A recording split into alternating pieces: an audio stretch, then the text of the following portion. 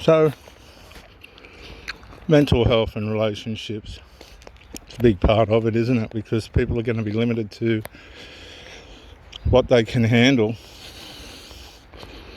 in their characteristic status, whatever that is at the time, because people vary today, because most are medicated and they need drugs, and if they don't get their drugs, their fucking personality changes, this, that and all the other wickedness and shit that comes with people that really haven't dealt with things that they should have, for whatever reason. They've only got themselves to blame, nobody else. We're going under the train bridge. And it's not uncommon now for relationships to go down the tubes, because people haven't equipped themselves before the relationship to be able to have one in the first place. They're just coming in willy-nilly with whatever's life has done to them or is doing to them, and that's it. They'll resolve anything at the start, but then watch as the shit keeps coming at you, how much they're going to resolve after that, if it goes on and on and on. Then add dysfunctional children to that want their mummy. Adult children need their mummy. Mummy's going to feed me. Mummy, can you do this? Mummy, yeah, fuck you little cunts that need to get off your mum's tit. And some of you are as old as 50. And the parents as well, that are using their children as a rebound for their own deficit. That's not good for anyone.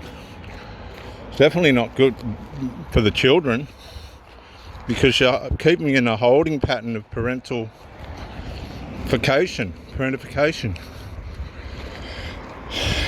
Children aren't brought into the world to meet your parental needs, and these adults are parentifying their children as a backstop to the failures they make in their relationship lives. They just fall back on the children. That's what they do.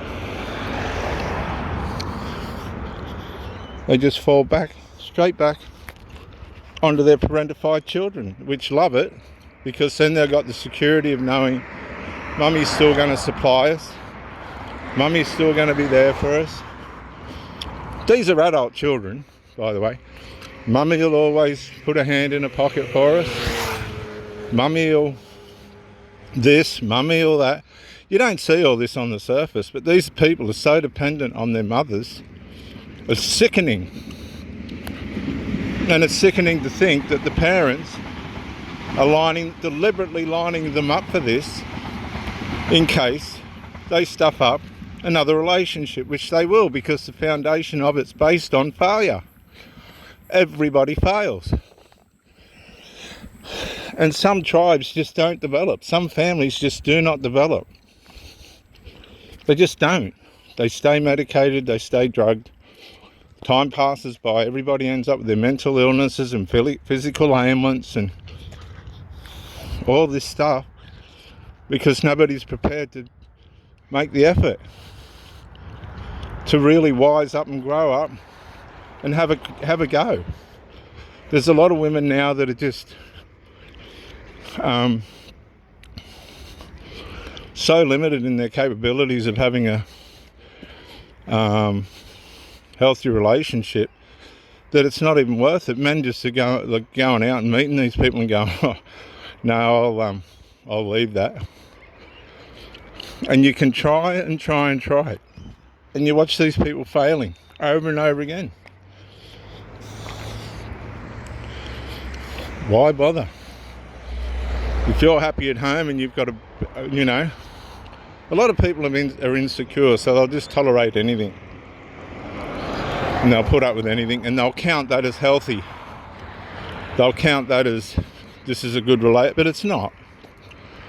It's just meeting the insecurities and weaknesses of somebody that doesn't want to develop. That's all it is.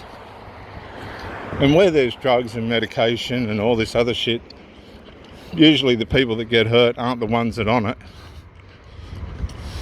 The ones that are on it, they really don't give a shit as long as they're getting their fix. And they'll just wing it along, they'll just go along winging it. Hello. Good boy. They'll just go along winging it. Again and again and again and again.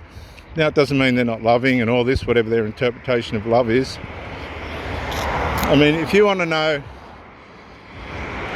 what somebody knows about love, look at how their children are. Look at how their children are going. Because that's their understanding of what love is. If they say, you know, you should love your children and all that, you look at it. Look. Just have a good look. And you'll soon, if you're quick-minded and witty, you're going to go far out.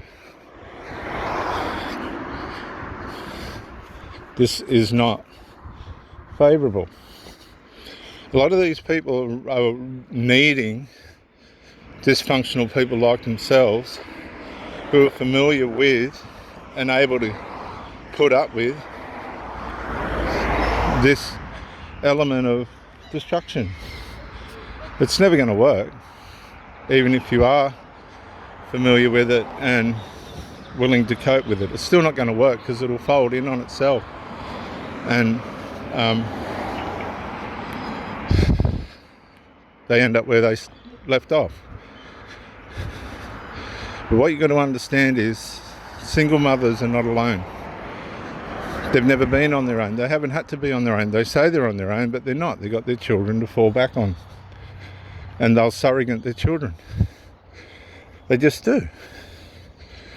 And so if you're a man that's, you know, trying to have a relationship with one of these people, mark my words, they've got their backstop. And if they start pushing you for what's healthy and they're tending towards the unhealthy, don't waste your time. Because they'll fall back on their children, especially if they're living at home. And it's the most toxic, cop-out, horrible thing that I've ever seen. But if you're aware of it, it can't harm you or hurt you because you just believe and play the game. Play the game. Even if you don't believe, play the game and you watch, mark my words, see where it ends up. They try and keep you attached, I don't know how, while they're displaying dysfunction right in front of your eyes. And I just don't understand how these people can be so blind. And I really don't care. So be warned. It's up to you what you can take. But don't think these people haven't got the monkey branch back to their dysfunction. They got one hand, as I said to the last girl, you've had the best of both worlds. She had no comprehension of what I was trying to say, which was, you've worn me out. You've had the best of both worlds. I agree with it all. I can go along with it all. But you've worn me out. And I wasn't going to tell her that. To me, it was up to her to be able to see that, or have the understanding and compassion to recognise that and do something about it. But she wasn't going to. I had another woman that had no kids, was a Sunday school teacher, but couldn't stand the kids next door playing in the backyard. How do you work that out? And I warned her. No, she had to go. You have got no idea the monkey branching tactics of these people. Well, I'm going into the markets now. I better get off, and I'll talk to you later. Bye for now.